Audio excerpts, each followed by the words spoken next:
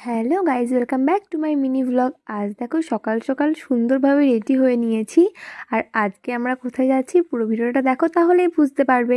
দেখো আমরা গাড়ি নিয়ে বেরিয়েও পড়েছি। আর আজকে আমাকে কেমন লাগছে অবশ্যই কমেন্টে জানিও। আর এই জায়গাটা কি তোমরা কেউ চিনতে পারছো? আশা করি অনেকেই চেনো। তো ছোটদিরা এসেছিল আমাদের বাড়ি বেড়াতে, তো সবাই মিলে আমরা চলে গিয়েছিলাম তালডাঙা মায়ের কাছে পুজো দিতে। আমরা বসেই আছি আর পুরোহিত মশাই তখন অবধি আসেনি।